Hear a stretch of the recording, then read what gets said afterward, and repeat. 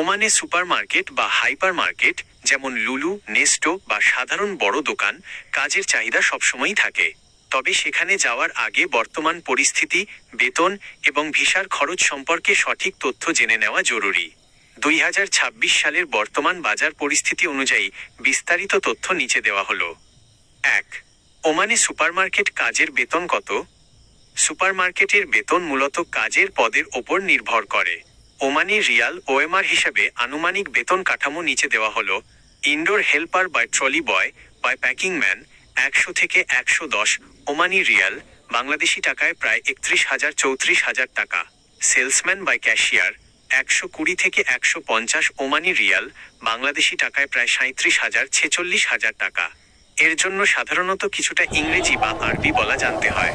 Store keeper বা supervisor 180 থেকে 25 Omani Real বা তার বেশি, বাংলাদেশি টাকায় প্রায় 55,000-77,000 টাকা। এই পদের জন্য আগের কাজের অভিজ্ঞতা প্রয়োজন। গুরুত্বপূর্ণ বিষয়, খাবার ও বাসস্থান।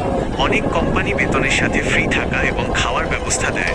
আবার কিছু কোম্পানি শুধু থাকার জায়গা দেয়, খাওয়ার টাকা বেতনের সাথে যোগ করে দেয়। যেমন 90 রিয়াল মূল বেতন প্লাস 20 রিয়াল খাওয়ার খরচ সমান 110 রিয়াল। ভিসা নেওয়ার আগে চুক্তিপত্রে এই বিষয়টি অবশ্যই পরিষ্কার দেখে নেবেন। 2.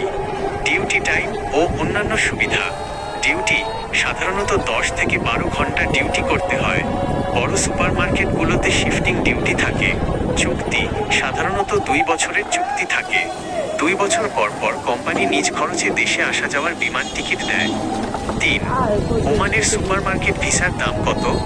যদি আপনি সরাসরি কোনো ভালো কোম্পানির, যেমন সরাসরি লুলু বা নেস্টো হাইপার মার্কেট ভিসা পান, তবে সরকারি ভিসা ফি ও প্রসেসিং খরচ খুব বেশি নয়। কিন্তু বাংলাদেশ থেকে বিভিন্ন এজেন্সি বা দালালের মাধ্যমে ওমানের ফ্রি ভিসা বা সাপ্লাই কোম্পানির ভিসা কিনতে 3.5 লক্ষ থেকে 4.5 লাখ টাকা, কখনো আরও বেশি খরচ হয়ে যায়।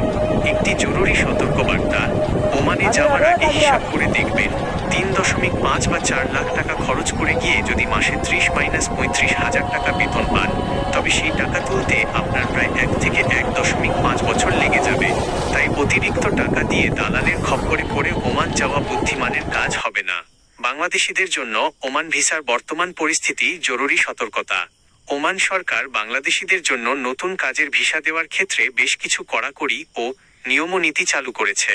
বর্তমানে যত্রতত্র ফ্রি ভিসা বা দালালদের মাধ্যমে ওমানে যাওয়ার রাস্তা প্রায় বন্ধ। শুধুমাত্র ওমানের সরকারি অনুমোদিত বড় কোম্পানিগুলো যদি সরাসরি বাংলাদেশ থেকে কর্মী নিয়োগের বিশেষ অনুমতি কোটা পায়, তবেই ভিসা প্রসেস করা সম্ভব হচ্ছে। আপনার জন্য পরামর্শ, কেউ আপনাকে ওমানের সুপারমার্কেটের ভিসা দিতে চাইলে শুরুতেই তাকে কোনো টাকা দেবেন না। আগে নিশ্চিত হন এটি direct company visa, direct company visa কিনা। ভিসার কপি হাতে পাওয়ার পর ওমান এম্বাসি বা বিশ্বস্ত লোক মারফত সেটি ভালো করে যাচাই চেক করিয়ে তারপরই টাকা লেনদেন করবেন।